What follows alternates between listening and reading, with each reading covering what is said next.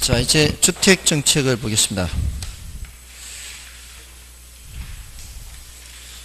자, 주택 정책에서는 이제 이론 정리를 할 것이 가장 중요한 게 이제 임대료 규제거든요. 임대료 규제가 거의 해마다 출제가 됩니다. 이거는 독립 문제로 출제가 안 되더라도 지문으로는 꼭꼭 출제가 되는 게 임대료 규제예요. 여기 이제 임대료 규제는 시장 가격보다 아래의 규제를 하죠. 아래에. 시장 가격보다 아래에 이렇게 규제를 했을 때 나타나는 효과예요. 지금 보통 대체로 이제 앞에 지역지구제의 효과 했고요.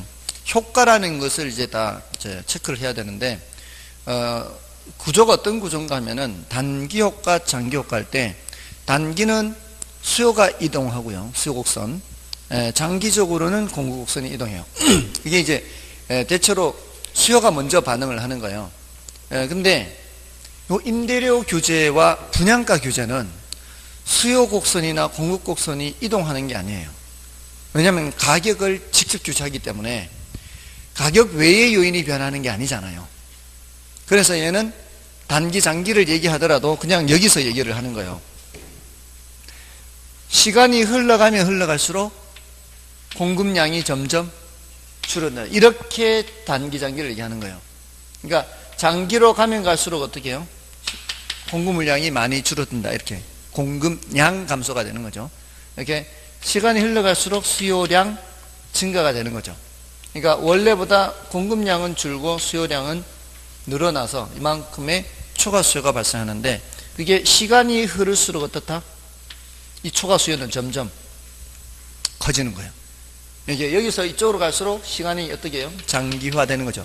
그러니까 단기에서 장기로 갈수록 수량이 많이 변하는 것이 이렇게 표시돼요. 이게 이렇게 표시되는 거예요. 그럴수록 주택이 부족한 게 더 많아지잖아요.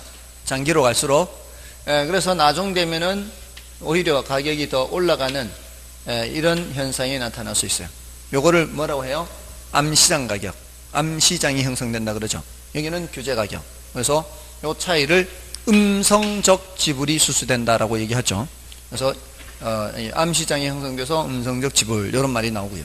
또 공급자들 입장에서는 원래 받던 돈만큼 못 받게 되면은 투자를 기피하죠. 돈이 안 되니까.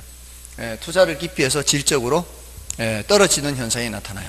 그리고 수요자들 입장에서는 이제 집을 구하기가 힘들어지죠.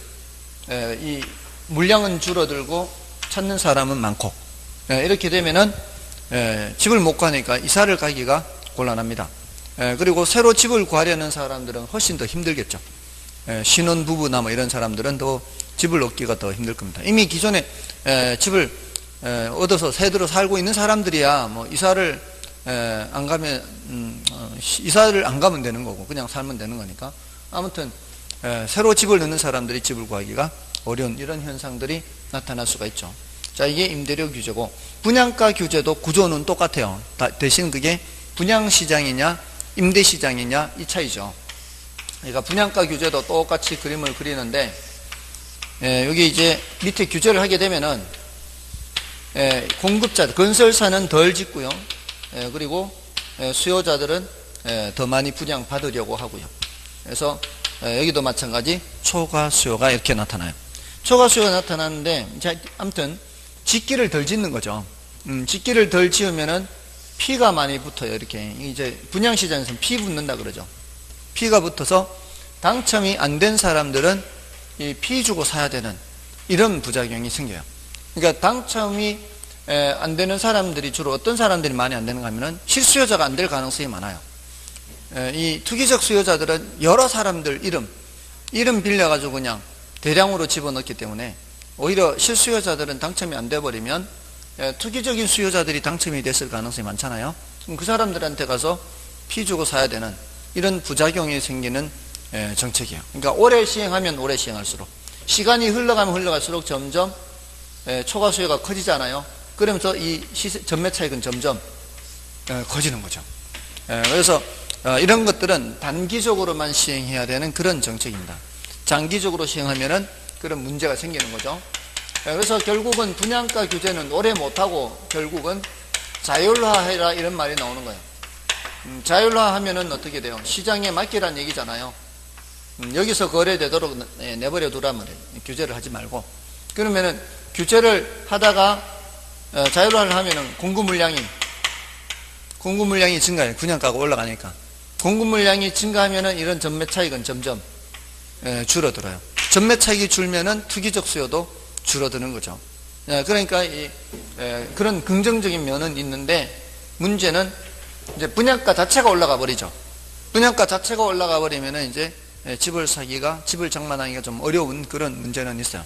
그러니까 저소득층은 분양가를 규제해도 집 구하기 어렵고, 분양가를 자율화해도 집 구하기 어렵죠. 어차피 돈 없는 경우는 뭐 어쩔 수 없어요. 그러니까 임대료 보조 이런 말이 나오는 거죠. 소득 수준이 낮은 사람들한테는 임대료를 보조하거나 또는 공공 임대주택을 공급하거나 이런 얘기가 나오는 거예요. 그래서 나오는 거예요. 이런 얘기들이 됐나요? 자, 이거는 이제 문제를 풀면서도 살펴보고요. 1번부터 보겠습니다. 1번의 임대료 규제에 관한 설명 중 틀린 것은 1번의 임대료 규제는 임대부동산의 질적 저하를 가져올 뿐만 아니라 고소득층에 비해서 저소득층 임차인들은 집을 구하기가 더 어려워진다. 그렇죠? 돈이 있는 사람들, 이런 관계없지만 돈이 없는 사람들은 집을 구하기가 더 어려워지는 거고요. 그 다음에 임대료 규제는 기존 임차인들의 이동을 저하시키죠. 맞고요.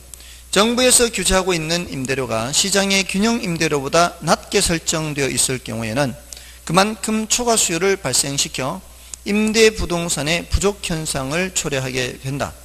맞죠? 낮게 있을 때는 이제 그런 효과가 나타나는 거죠. 다음에 정부에서 규제하는 임대료 한도가 시장에서 결정되는 균형 임대료보다 높다고 하면 시장에서의 공급량은 증가할 것이다. 자, 이거 틀렸죠? 높으면 아무 효과가 없어요. 임대료 규제는 시장 균형 가격 이상으로 규제하면 아무 효과 없습니다. 시장 균형 가격으로 규제해도 아무 효과가 없죠. 시장 가격이 여기인데 규제 가격도 여기라면은 시장 가격이 규제 가격에 아무 효과가 없는 거죠. 그거보다 낮아야 효과가 있는 거죠. 의미가 있는 거죠. 다음에 5번의 임대료 규제로 인한 공급 감소로 암시장이 형성되어 암시장 가격과 규제 가격이라고 하는 이중 가격이 형성이 된다. 그렇습니다. 정답은 4번이고요. 다음에 2번 문제는 5번 지문이 난이도가 높아요. 난이도가 높으니까 신경 쓰지 마시고요. 1, 2, 3, 4번 지문 요것만 보십시오. 이 5번 지문은 난이도가 너무 높으니까 그거는 무시하세요. 그냥 틀렸겠구나 이렇게만 하면 돼요. 굳이 왜 틀렸는지는 알라고 하지 마세요. 다칠 수가 있어요. 패스예요, 패스. 설명을 드리려고 해도 이게 시간 낭비가 될 가능성이 많아요. 다음에 이제 3번, 4번은 이제 임대료 규제 계산이에요. 물론 4번은 균형 가격과 균형량 계산하는 것도 포함되어 있는데, 기본적으로 임대료 규제 계산은 어떻게 하는 거예요? 임대료 규제 계산은 규제 가격을 대입한다 그랬어요. 먼저 규제 가격을 대입하는데 수요 함수에도 대입하고 공급 함수에도 대입하잖아요. 양쪽에다 대입을 하죠. 그러면은 계산이 되겠죠. 수요량과 공급량이 계산이 될 거 아니에요. 그래서 수요량이 더 많으면 뭐라고 하고요? 초과 수요 얼마 이렇게 대답을 하고, 공급량이 더 많으면 뭐라고 하고요? 아무 효과 없다 이렇게 대답한다 그랬죠. 아무 효과 없다 이렇게 하면 돼요. 요 매뉴얼을 기억하고 있어야 되죠. 그러면은 이런 문제는 이제 그저 줍는 것이 되는 거예요. 요거 출제된 지가 좀 됐기 때문에 다시 또 출제 한 번쯤 될 수도 있어요. 출제되면 좋겠죠. 이거 아주 간단하죠. 그래서 QD가 지금 뭐라고 되어 있어요? 1100 마이너스 2P, QS는 200 플러스 4P인가요? 200 플러스 4P. 규제 가격이 얼마예요? 규제 가격이 100만원. 자, P바 이렇게 쓰는 거는 못 올라가게 막았다 이런 의미예요. 이렇게 못 올라가게 막았다. 이 벽을 집어넣는 거죠. 여기다 집어넣고 또 여기도 집어넣고, 그럼 QD에다 집어넣으면 여기에다가 200을 빼는 거니까 900이고, 여기는 100을 넣으면 400을 더 하는 거니까 600이 되죠. 그럼 수요량이 더 많죠. 수요량이 300만큼 더 많으니까 초과 수요 300 이렇게 하면 되죠. 혹시라도 나 시간 없어서 이거 안 풀겠다 하면은 찍더라도 초과 공급은 빼고 찍어야 되죠. 찍더라도 1번, 2번, 3번 중에 찍어야 돼요. 그죠? 그거 훨씬 확률이 높잖아요. 5분의 1보다는 3분의 1 확률이 훨씬 높잖아요. 됐죠? 4번은 뭐 여러분이 좀 풀어봐 주시고요. 자, 5번을 보겠습니다. 자, 5번을 보시면 분양가격 통제죠. 이제 분양가 규제, 임대료 규제와 분양가 규제. 분양가격 통제는 주택 생산이나 공급에 큰 영향을 주게 되는데, 다음 중 분양가격 통제가 주택시장에 미치는 영향이라고 보기 어려운 것은 1번에 주택의 질이 저하될 수 있다. 맞죠? 이 건설사 입장에서도 돈이 안 되니까 고급자재 사용하기가 그럴 수 있죠. 그 다음에 분양가격과 실거래가격 격차가 시간이 경과할수록 심화되기 때문에 투기적 수요를 유발하게 된다. 맞죠? 여기서 아까 이거 시간이 흘러가면 흘러갈수록 점점 더 초과 수요가 커지면 이 전매차익이 점점 커지는 거죠. 이게 초과 수요가 많아질수록 뭐는 커지는 거예요? 이 전매차익은 커지는 겁니다. 다음에 3번 분양가 규제는 소비자의 과소비를 불러일으켜 자원 배분의 비효율을 초래할 수 있다. 무슨 과소비일까요? 왜 과소비일까요? 분양가를 규제하면 제가 2억 4천을 마련할 수 있는 사람이에요. 제가 2억 4천을 마련할 수 있는데 평당 1,000만 원이 시장 가격이에요. 평당 1,000만 원. 그럼 제가 몇 평짜리 집을 살 수 있다는 얘기예요? 24평짜리 집을 살 수 있다는 얘기잖아요. 근데 임대료 규제를 800으로 하면, 평당 800으로 규제를 하면 제가 제 분수를 알고 24평짜리 신청할까요? 아니면은 30평짜리 신청할까요? 당연히 30평 하겠죠. 근데 예전에 제 마인드로는 나는 24평짜리 그래도 아니 정말 여기 올 때도 저 24평짜리 알아봤어요. 처음에. 근데 24평짜리가 경쟁률이 너무 센 거예요. 처음에도 24평짜리가. 그러니까 당첨이 안 될 것 같아. 집을 구하기는 구해야 되는데 어쩔 수 없이 30몇 평 한 거예요. 어쩔 수 없이. 아니 세 식구 있는데 무슨 30몇 평이 뭔 필요가 있어요. 세 식구에. 예? 아 그래요? 그럴까? 여러분은 어떻게 생각하세요? 세 식구라도 30몇 평짜리 필요한가요?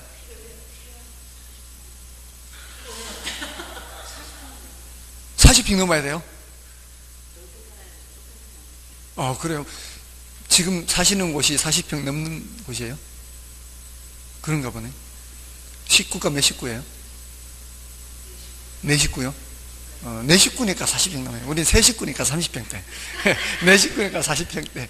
한 사람당 5시면 50평대. 아무튼 이게요, 분양가를 규제하면은 자기 수준보다는 넓은 평수를 신청할 가능성이 많은 거예요. 그래서 과소비라고 해요. 과소비. 정부가 나서서 과소비를 저장하는 거죠. 그렇게 되는 겁니다. 다음에 4번의 분양가격 상한제는 효율성 측면에서는 바람직하다고 볼 수 있으나 형평성 측면에서는 소득과 재산 분배 구조를 더욱 왜곡시키는 결과를 가져올 수 있다. 자, 이게 효율성 측면에서나 형평성 측면 모두가 문제가 되는 거예요. 효율성 측면에서 문제가 되는 건 이렇게 판단하시면 돼요. 지난번에 제가 창문세를 몇 번 말씀드렸죠.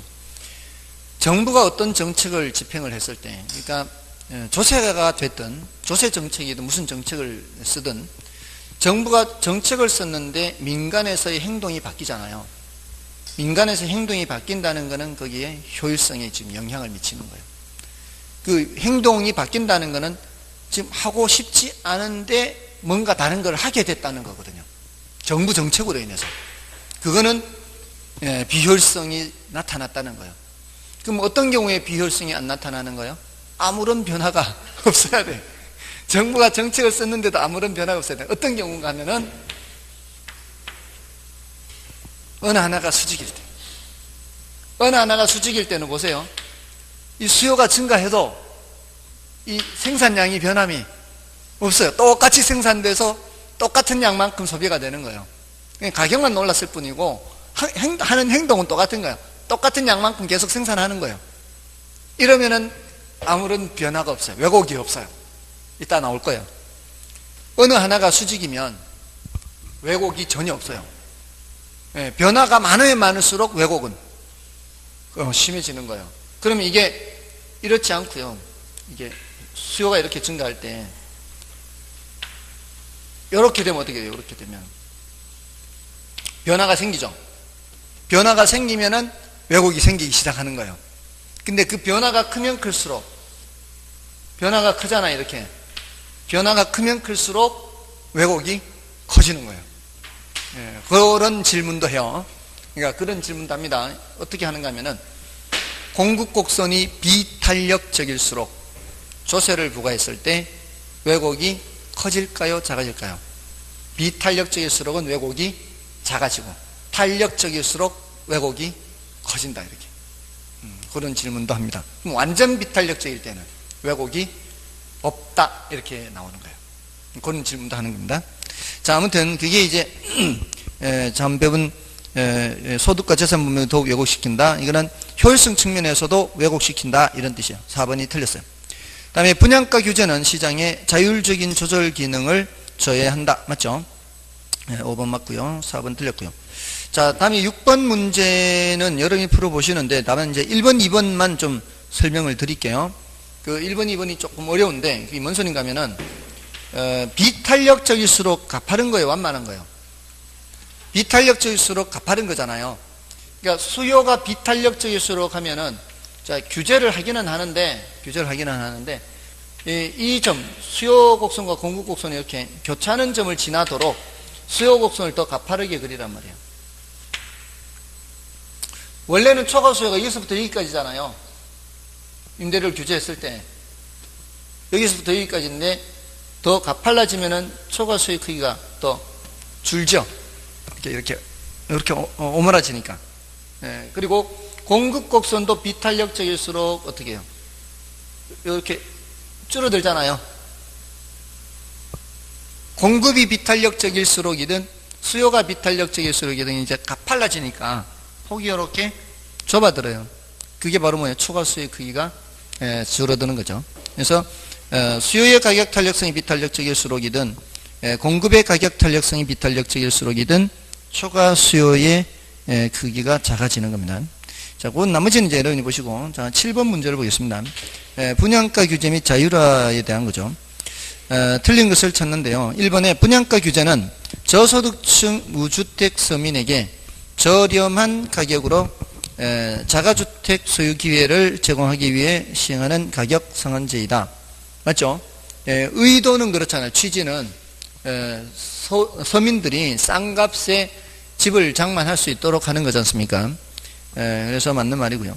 분양가를 자율화할 경우에는 주택시장의 기능에 의하여 일정 수준 이하의 주택에 거주하는 저소득층 주거 안정을 기할 수 있다. 분양가를 자율화할 경우에 주택시장의 기능에 의해서 일정 수준 이하의 주택에 거주하는 저소득층의 주거 안정을 기할 수 있을까요? 저소득층은 분양가를 규제해도 분양가를 자율화해도 어렵기는 매한가지요. 분양가를 자율화하면 저소득층 집을 아예 못 사는 거죠. 분양가 올라가 버렸으니까 부담돼서 못 산다고요. 근데 분양가를 규제하면은 당첨이 안 돼서 못 가고 분양가를 자율하면은 비싸서 못 가고 이렇게 된다 이 말이죠. 예, 그래서 뭐가 필요하다 그랬어요? 임대료 보조나 공공 임대주택 이런 게 필요하다. 저소득층 위해서. 예, 근데 이제 마냥 할 수는 없는데 아무튼 이 공공 임대주택이 상당히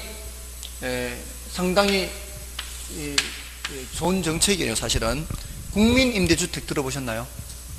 그 국민 임대주택이 이제 공공 임대주택의 대표적인 거거든요. 몇 년까지 있을 수 있는지 아시나요? 30년이에요. 30년.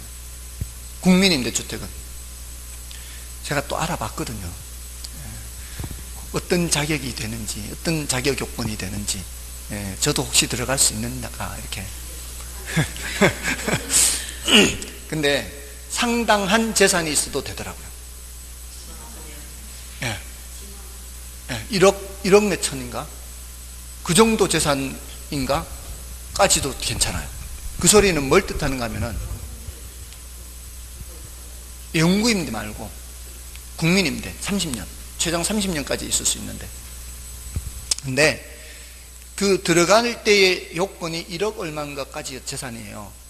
그 소리는 들어간 이후에 상당 부분 어느 정도 재산이 형성될 때까지도 있을 수 있다는 얘기잖아요. 거기서, 왜냐하면 들어갈 때 그 기준인데 들어가자마자 이게 조금만 초과됐다고 나가라 이렇게 하면 이제 문제가 있잖아요. 조금만 초과돼도? 실제로요? 그래요? 그러면은, 예. 그렇죠, 그렇죠. 뭐, 기간은 주겠죠, 어느 정도는. 그러니까 어느 정도까지는 재산이 뭐가 있고, 이렇게 좀 묻더라고. 예, 자격 요건이 어떻게 돼요? 이렇게 제가 전화를 해서 해봤더니만, 자동차, 이런 거 이제, 재산 가액을 이렇게, 소득 수준, 이렇게, 월급, 소득 수준이 얼마나 돼요? 이렇게 묻더라고요. 예, 근데 이제 가상으로 이렇게 물은 거죠. 소득이 예를 들어, 100만 원이다. 또 재산이 어느 정도다. 이렇게 얘기를 해주는데, 상당히 이제 자격 요건이 그렇게 까다롭지는 않더라고요. 그러니까 대기하는 사람이 많은 거예요. 대기하는 사람이. 그래서 그 지역에 있는 사람이 이제 우선권이 있고요. 그러니까 다른 지역에 있으면은 이게 이제 순위가 많이 밀리는 거죠. 아무튼 그런 것이 있으니까 알아두셨다가 주변에 그런 정보를 이렇게 제공을 해서 그런 사람들한테 혜택을 많이 가도록 하는 게 좋죠. 사람들이 보통 소득 수준이 낮은 사람들이 정보도 약해요. 그런 걸 잘 몰라요. 그런 혜택을 받을 수 있는 걸 잘 모르기 때문에 그런 걸 좀 알려줄 필요가 있습니다. 정부에서 그런 혜택을 주면은 그런 저소득층들이 혜택을 봐야 되는데, 그런 국민 임대주택에 막 외제차 즐비하고 이해가 안 돼요. 그러니까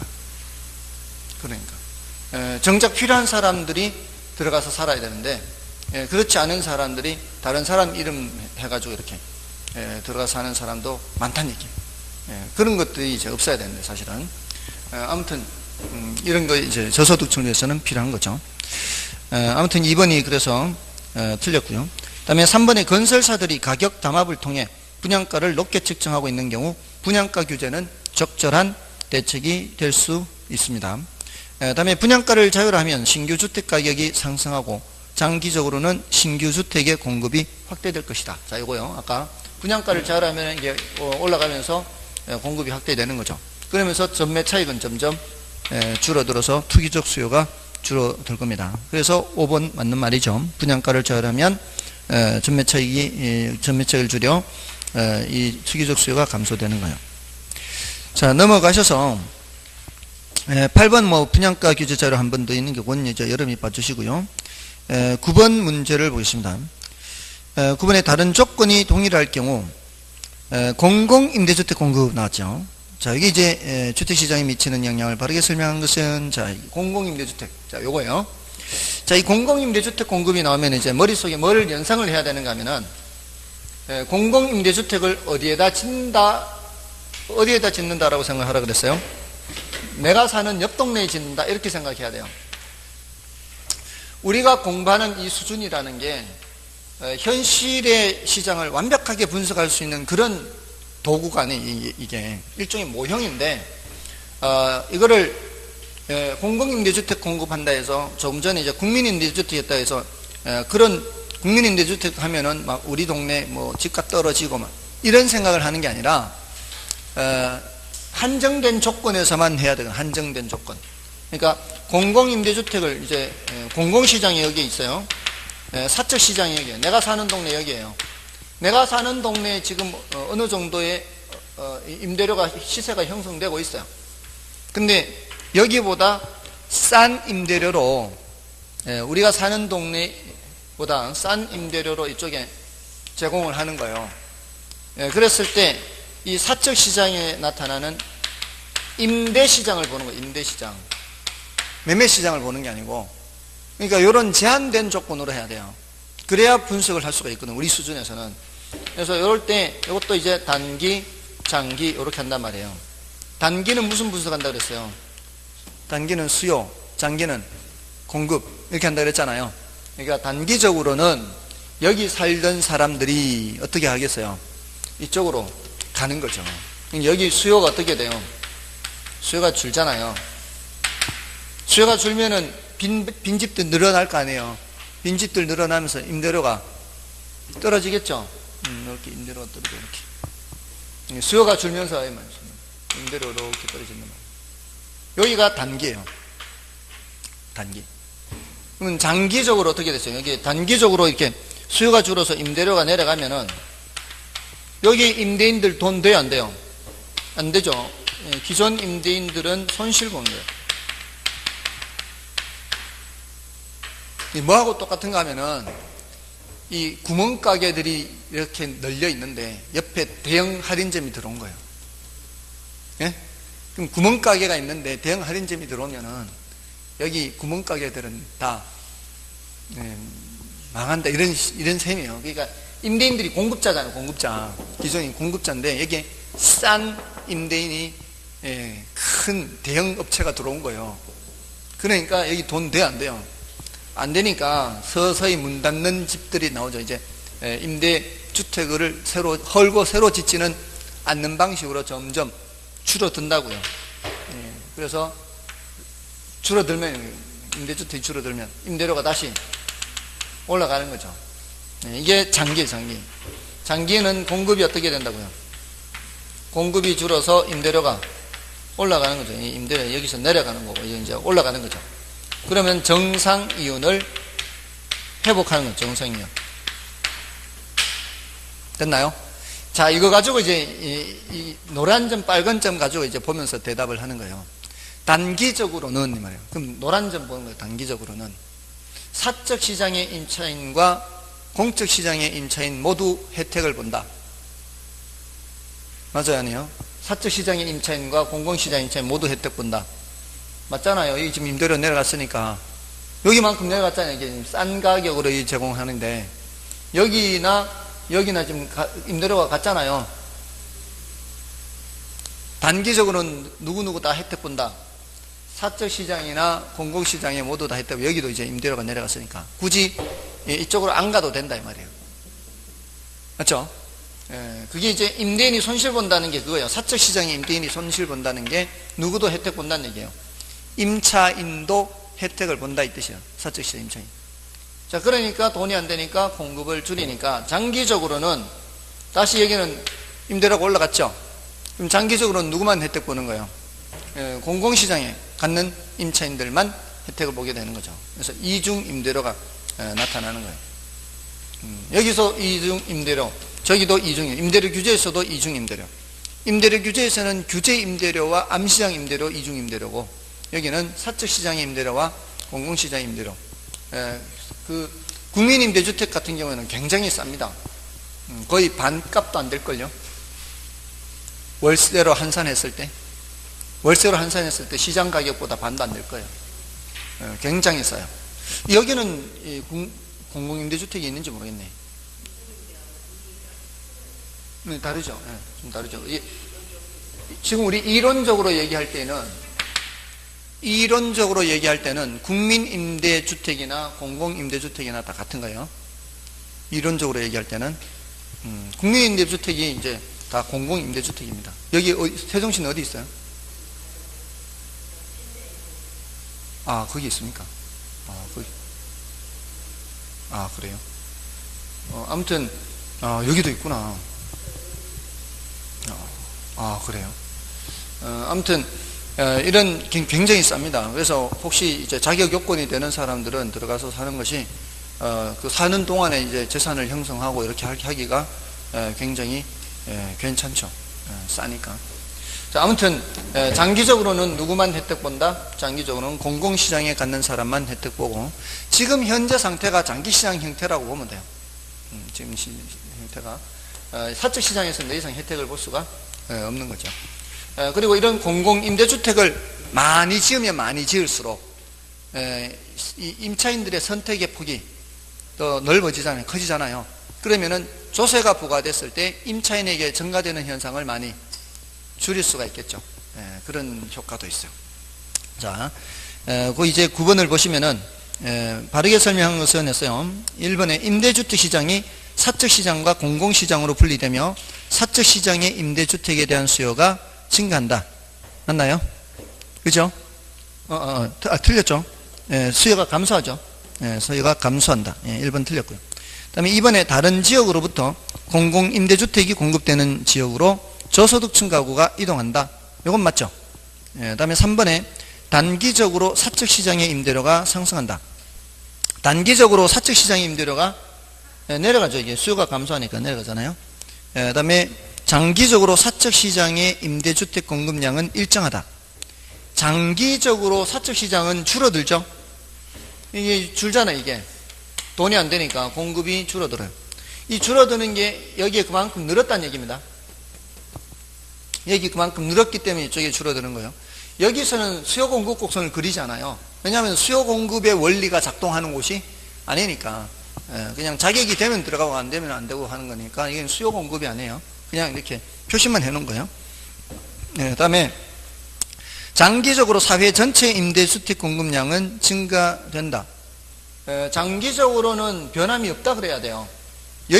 장기적으로는 여기 늘어난 만큼 결국은 여기 줄어드는 거죠. 그러니까 장기적으로는 변함이 없다 이렇게 얘기하는 겁니다. 자, 이게 직접 개입이에요, 간접 개입이에요? 직접 개입이잖아요. 정부가 직접 이렇게 하는 거잖아요. 이 정부가 직접 개입하는 비중이 커지면 커질수록 민간 비중은 줄어드는 거예요. 이게 사회주의 국가에서는 전부 다 국가에서 만들어서 공급하는 거잖아요.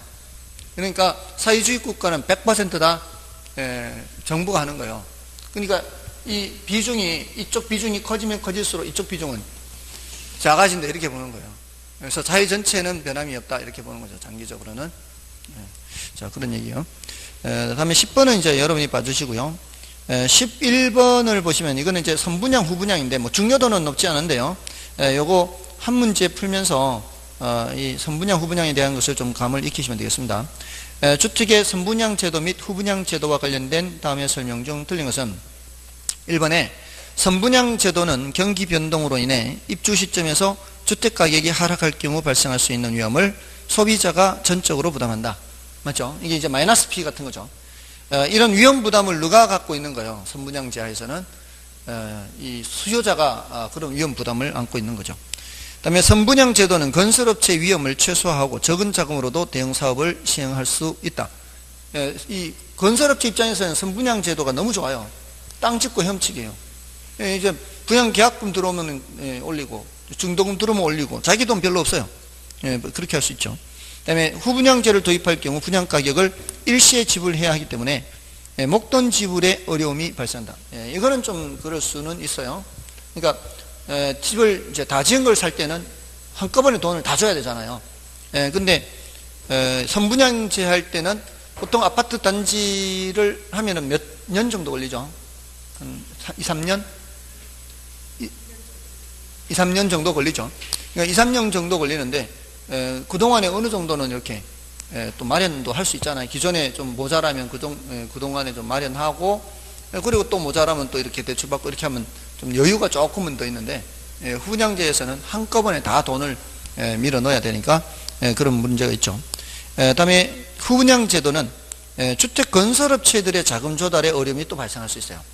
지금까지는 뭐 계약금 들어오고 중도금 들어오고 하면은 그걸로 올리면 됐는데, 이제는 다 짓고 분양을 해야 되니까 그 돈을 어떻게 마련할 거냐 이 말이잖아요. 그래서 그 5번이 이제 나오는 거예요. 후분양지 시행 시 수요자의 목돈 지불의 문제점을 보완하기 위해서 프로젝트 파이낸싱이 아니고요. 그게 저당 유동화, 저당 유동화. 바뀌어 있어요. 저당 유동화, 이런 할 때 했잖아요. 그 저당 유동화는 게 뭐예요? 저당 채권을 현금화하는 거 아니에요? 누가 하는 거예요? 금융기관이, 은행이. 저당 채권을 유동화하게 되면 뭐를 마련할 수가 있어요? 현금 마련할 수 있잖아요. 그 현금 마련해서 또 대출해 줄 수가 있죠. 그러니까 이 후분양제하에서 수요자를 위해서는 요게 좀 활성화가 돼야 되고, 공급자를 위해서는 프로젝트 파이낸싱이에요. 프로젝트 파이낸싱은 사업의 수익성을 보고 대출을 해줘서 나중에 분양 수익금이 들어오면 그걸로 갚는 거잖아요. 그러니까 그 이제 내용이 바뀌어 있는 거예요. 그래서 정답은 5번이고요. 다음에 넘어가셔서 자 12번, 13번 자 이 임대료 보조에 대한 겁니다. 자 12번을 보시면 정부에서 임대주택에 시행하는 정책 중 임대료 보조 정책에 관한 설명을 한 것이다. 틀린 것은 자 이게 그 임대료 보조하면은 뭘 생각하라고 했죠? 임대료 보조하면은 머릿속에 뭘 연상하라 그랬어요? 달동네 연상하라 했어요. 달동네. 여러분들은 달동네에 산 적이 없죠? 이 달동네에 산 적이 없어서 이 연상이 잘 안 되는 거 아닌가요? 여기 보니까 표정들이 다 이렇게 귀티나는 분들이라 달동네에 살아본 적이 별로 없는 것 같아요. 달동네를 생각하면은 그 허름한 저같이 시골에서 서울로 대학을 다닌 사람들은 달동네 안 살아본 사람이 없어요. 대학 다닐 때 전부 다 달동네 있어요. 돈이 없는데 이 학생들이 어디 좋은 데 갈 수가 없죠. 거의 뭐 반지 하나 아니면 옥탑방 이런 데 사는 거죠. 아니면은 허리 숙이고 들어가야 되는 이런 데. 아무튼 거기에 사는 사람들이 대체로 소득 수준이 어때요? 낮다고요. 그러면 임대료를 보조하면 누구한테 하는 거예요? 그 동네 사는 사람들이에요. 그걸 자꾸 연상을 해요. 그래야 이해가 훨씬 더 쉽거든요. 그러니까 임대료를 보조하면은 한 사람한테만 하는 게 아니잖아요. 지금 우리나라 하고 있어요. 지금 저소득층한테 주거급여를 하고 있어요. 이제 그 바우처 제도라고 해서 하고 있습니다. 그러면 그 혜택을 보는 사람들이 주로 어디 사는 사람들이요? 여기 사는 사람들이요. 그럼 이 사람들이 보조를 받아서 어떻게 조금 더 여건이 좋은 집을 알아보러 다니겠죠. 알아보러 다니는데 어디 다니겠어요? 그 동네 알아보겠죠. 그 동네에서 좀 이 보조받아서 이 고가주택 시장으로 가는 거는 이건 말이 안 되는 거잖아요. 그럴 것 같으면 누가 열심히 일하겠어요. 정부에서 다 그렇게 해주면은. 그 정도는 아니란 말이에요. 보조를 해주더라도. 그러니까 그 달동네에서 여건이 좋은 집을 알아보는 거예요. 자, 그래서 임대료를 보조하면은 이 달동네에서 수요가 어떻게 해요? 수요가 증가한다고. 달동네에서. 저가주택 시장에 시험에는 달동네로 안 나와요. 시험에는 저가주택 시장에 나오더라도 이렇게 나오는 거죠. 수요가 증가하면 임대료가 어떻게 돼요? 임대료가 올라가죠. 자, 임대료가 올라가면은, 자, 여기서는 임대료가 내려가면은 임대인이 손실 보는 거였잖아요. 근데 임대료가 올라가면은 누구도 혜택 보는 거예요? 임대인도 혜택 보는 거예요. 임대인도 혜택 보는 거예요. 그러니까 혜택을 나눠 갖는 거예요. 왜 우리 조세를 부과하면은 조세도 나눠 부담하잖아요. 조세를 나눠 부담하는 것처럼 이게 이런 보조를 하면은 혜택도 나누어 갖는 거예요. 모든 보조의 성격이 똑같아요. 육아 보조 하잖아요. 지금 어린이집 한 달에 얼마 보조되죠? 한 달에 얼마 보조돼요? 전액. 그럼 본인이 한 푼도 안 내요. 그렇죠. 특별활동 그런 게 이제 좀 부담이 되죠. 자, 그러니까 지금 한 달에 얼마 정도예요? 만 2세는 36만 원요? 예. 자, 근데 지금이라도 나으세요, 그러면. 나으면 되죠. 보조 받으려면.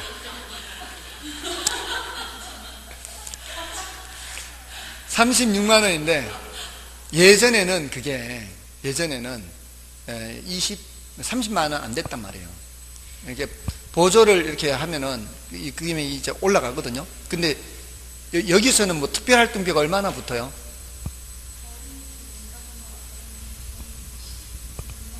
그렇게 붙잖아요. 예전에는 이런 특별활동비를 포함해서 대체로 그 정도였거든요. 근데 이렇게 하면은 특별활동비 명목으로 뭔가를 더 자꾸 올려요. 서울에는 제가 듣기로는 60몇만 원이요. 네, 60몇만 원. 네, 그래서 보조를 받아도 30몇만 원 해야 되는 거예요. 그러니까 그대로 이제 그 전액이 이 보조받는 사람이 다 이제 혜택 보는 게 아니라 어떠한 명목으로든 약간은 뭔가를 올리기 때문에 그 정부에서 36만 원을 보조한다고 해서 정말 내가 한 푼도 안 나가는 것은 아니거든요. 그러니까 이제 나누어 갖는 거예요. 나눠서 보조받는 것도. 예, 그게 이제 그림으로 그리면 이렇게 돼요. 이렇게 이제 돼 있으면은 보조를 해주면은 수요가 증가잖아요. 수요곡선이 이렇게 위로 올라가요. 위로 올라간 요 높이 있죠. 높이. 요 높이가 보조받는 높이거든요. 이게 금액으로 나타나는 거는 상하로 나타나요. 수량으로 나타나는 거는 좌우로 나타나고. 그러니까 금액이 예를 들어 30만 원 보조를 해줘도 가격이 요만큼 올라가기 때문에 요 가격 올라간 만큼은 누구도 혜택 본다는 얘기예요. 가격 올라간 만큼은 공급자도 혜택을 보는 거예요. 여기서는 이제 임대인이 혜택 보는 거죠. 임대인. 보조받는 걸 나눠 갖는 거예요. 예. 이게 완전 비탄력적이 되면은요, 공급이 완전 비탄력이면 수직이죠. 그러면 전액 임대인 혜택 보는 거예요. 공급이 수직이면. 공급이 수직이 돼보세요. 이거 없어보세요. 이 올라가는 만큼이 다 임대료 올라가 버렸잖아요. 이게 어떤 경우예요? 주택이 부족한 경우. 더 이상 주택이 없는 상황에서는 임대료를 보조해주면은 뭐만 올려버려요? 임대료만 올려버려요. 이때는 임차인들한테 보조해주는 게 아무 의미가 없어요. 그래서 생산자 보조도 필요하다고요.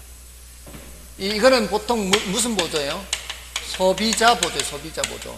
소비자 보조를 얘기하는데, 이렇게 주택이 없는 경우에도 빈 집이 없이 더 이상 들어가 살 집이 없을 때는 임차인들이 보조받은 돈 들고 집 알아보러 다니는 과정에서 뭐만 올려버리는 거예요? 임대료만 올려버린다고요. 그래서 이때는 무슨 보조가 필요하다? 생산자 보조가 필요하다. 대신 지금 당장에는 집이 못 늘어나요. 집이 지어져서 늘어나려면 한참 시간이 가야 돼요. 이런 보조하면 안 되고, 그때는 집을 더 짓기 위해서 집이 늘어나면 작년에 이맘때 양보다 올해 이맘때 양이 늘어나면 임대료가 내려가겠죠. 됐나요? 예, 그럴 때는 이 공급 자체를 늘려야 돼요. 공급 자체를. 그래서 가격을 떨어뜨려야 된다. 그러면은 가격 떨어지면 결국은 임차인들이 혜택을 보게 되는 거니까. 예, 그래서 이제 이런 거는 극단적인 경우잖아요. 극단적인 경우에는 이런 이제 생산자 보조도 필요한 거죠. 그러니까 보통의 경우는 이 말이에요.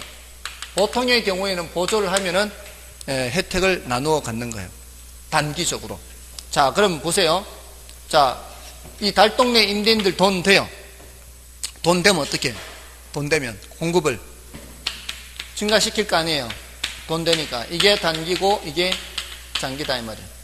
돈 되면은 공급을 증가시키면은 어떻게 해요? 임대료가 내려가겠죠. 자, 요거 이제 지워도 되고요. 네, 여기다 이제 그리면은, 자, 이렇게 수요가 증가해. 단기적으로 수요가 증가해서 가격이 올라가면 돈이 돼. 돈이 되니까 장기적으로 공급을 증가시켜. 그죠? 그러면은 장기적으로 가격이 내려와서 이렇게 되면 다 누가 혜택 보는 거예요?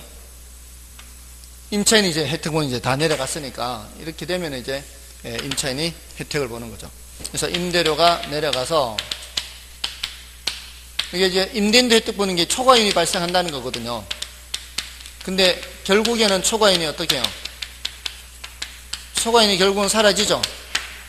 임대료가 내려가서 요 상태가 되면 다 누가 혜택 본다? 임차인이 혜택 보는 거죠.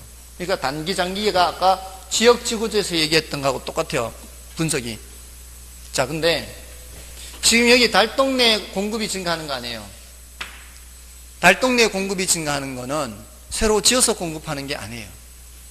새로 지어서 공급해봤자 이 보조받은 사람들이 들어가 살 형편이 안 돼요. 그러면 여기서 공급 증가하는 거는 이 달동네, 옆 동네가 있어요. 옆 동네 좀 괜찮게 사는 동네. 그 괜찮게 사는 동네의 주택 중에서 이제 낡아지기 시작하는 것들이 있을 거 아니에요.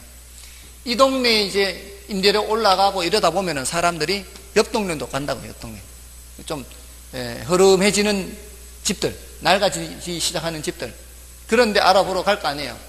그러면 그런 데 있는 주택이 이쪽으로 공급이 되는 거예요. 이걸 이제 하향여과라고 해요. 하향여과. 그러니까 옆 동네에 있던, 옆 동네가 뭐예요? 옆 동네가 시험은 옆 동네를 안 하고 고가주택 시장. 이 고가주택 시장에 있던 주택이 어디로 오는 거예요? 저가주택 시장으로 내려오는 거죠. 주택이 이동하는 건 아니죠. 물론 주택은 그 자리에 있지만 소득 수준이 낮은 사람들이 이제 거기 들어가서 살게 되는 거죠. 그래서 여기 공급 증가하는 거는 이 말이에요. 여기 공급 증가하는 것은 고가주택 시장에서 하향 여과돼서 공급하는 거다 이 말이에요. 자, 됐고요. 자, 이제 문제를 좀 보겠습니다.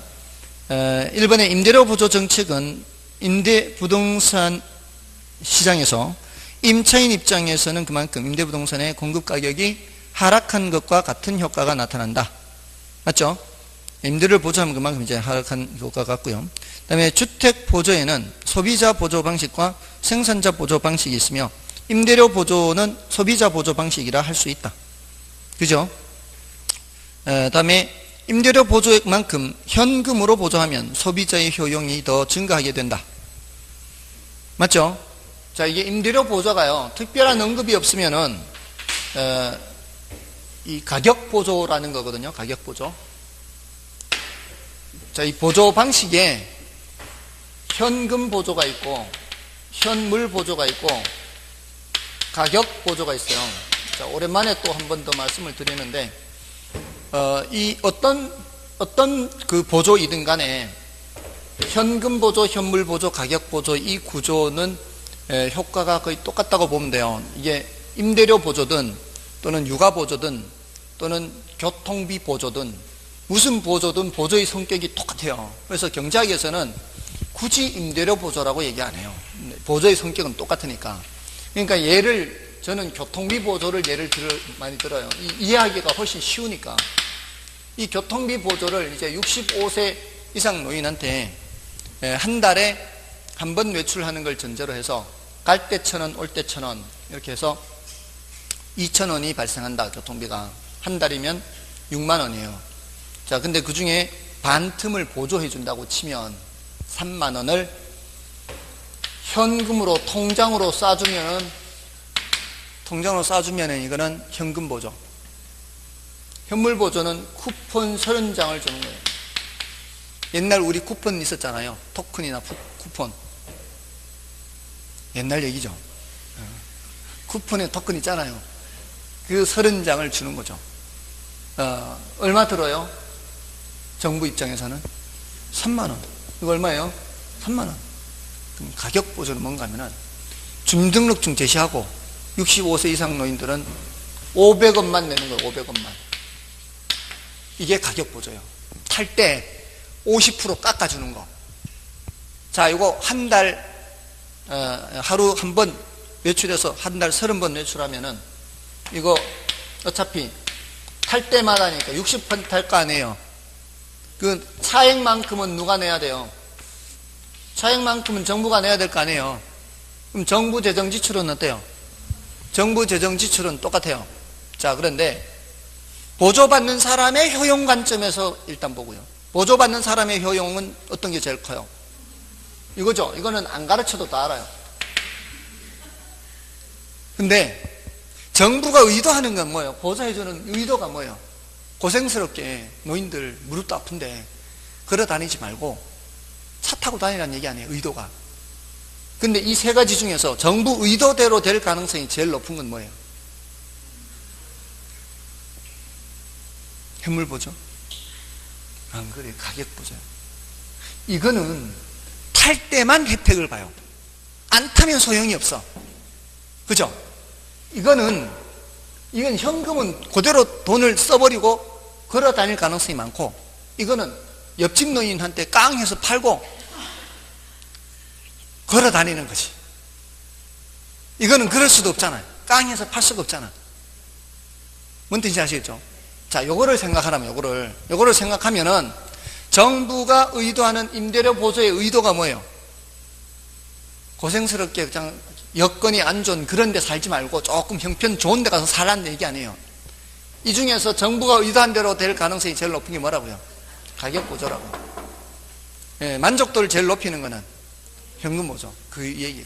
정부가 의도하는 바대로 될 가능성이 제일 높은 거는 가격 보조. 보통 임대료 보조 하면은 가격 보조를 말하는 거예요. 특별한 언급이 없으면 임대료 보조는 가격 보조예요. 근데 우리나라는 지금 이 주택 바우처라고 해서 쿠폰, 현물 보조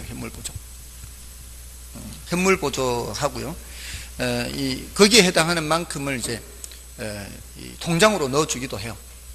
근데 이제 제도가 시행되는 게 이제 통장으로 넣어주는 게 뭘 확인하고 주는가 하면은 이 임대료를 납부를 했다는 거, 임대인한테 확인하고 주는 거기 때문에 현금 보조는 아니에요.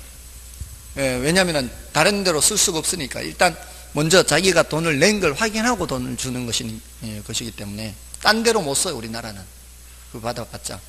아무튼 그렇습니다. 아무튼 그래서 3번 같은 지문이 나오는 거예요. 임대료 보조액만큼 현금으로 보조하면 이렇게 돼 있잖아요. 원칙적으로는 무슨 보조인데? 가격 보조인데 현금으로 보조하면 소비자 효용이 더 증가하게 되고요. 그다음에 임대료를 보조하면 과거보다 더 많은 고가 임대주택을 소비하게 되고 효용도 그만큼 더 높게 나타나며, 자, 이게 틀렸어요. 보조받아서 고가 임대주택을 얻는다. 말이 안 되죠? 그죠? 4번이 틀렸고요. 그 다음에 5번에 저소득층이 부담하는 임대료를 경감시킴으로 저소득층의 실질 소득이 상승하는 효과를 가져옴으로써 다른 조건이 동일할 경우 소비하는 임대주택의 양을 증가시킨다. 자, 요거는 맞는 말이죠. 자, 이제 13번부터는 좀 쉬고 하겠습니다. 조금 진도가 늦었습니다.